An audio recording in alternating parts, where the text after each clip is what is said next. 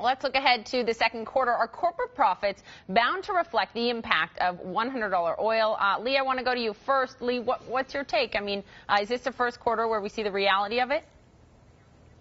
Well, I think to some extent, I'm less concerned about the general market and, having some softening of earnings. What I'm more concerned about is how I'm going to make money from it.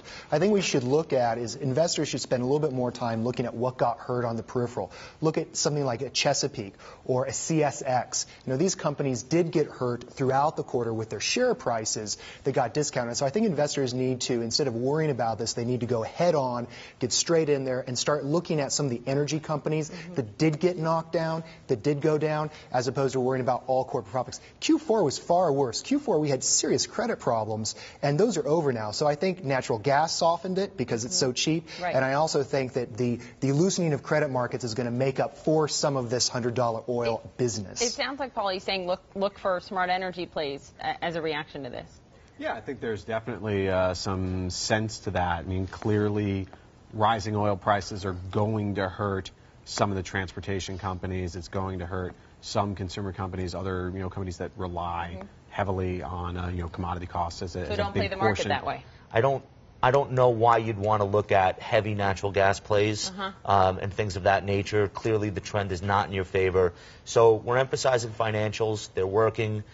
We think it's a strong area of the market. Obviously, everyone loves technology at all times, but right now it's actually valid. Corporate budgets, they're still spending money on tech.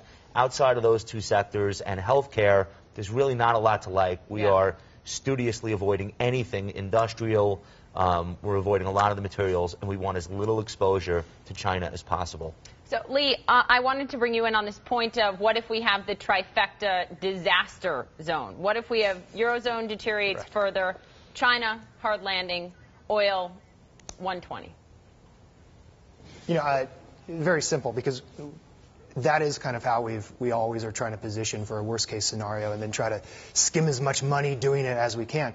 The first thing we did with all of our, about a month ago, we took all of our emerging market positions. We usually use ETFs for that, and we swapped out of the major emerging market index, and we found you can find them out there. There's little ETFs that don't have really any significant BRIC exposure, because remember, it's not just China, but then you have Brazil that feeds into China, and then with Europe, you've got Russia that's providing the energy. India, we'll just not talk about that for a second. So if you can find emerging markets that are not involved in the BRIC trade, you can insulate somewhat, not on panic, but fundamentally you can insulate from China, insulate from Europe. What about housing in terms of where it stands right now? We're not going up, we're not going down. We've seen some softness and then some. We don't know which way to go. The fun thing about following housing is that no one's ever right, no one's ever wrong, because the picture is so mixed, the data is so confusing, nothing confirms anything else.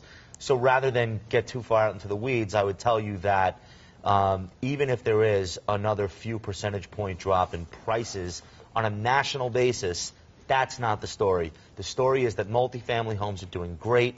Not necessarily the best thing if you want housing market to bottom, but it's a reality. Rentals are hot.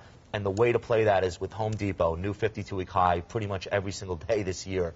Look at Valspar, look at Sherwin-Williams. I recently wrote a column about the quote-unquote kind of fake housing recovery. If people look at the home builder ETF, the XHB, and they look at that as evidence that housing is really improving, it may not be that the housing market's improving, but that people that are in their own house or renting just want to improve where they live. Because as you point out, Home Depot's doing really well, and that's in this ETF, even though it's not a builder. Bed Bath & Beyond, Williams-Sonoma, these are companies that can still do well even if the housing market is not doing great. The example that you brought up, I'll just bring it all full circle and wrap up. The example that you started with, what if we have the trifecta, Europe, major recession, China, major slowdown, and oil at 120.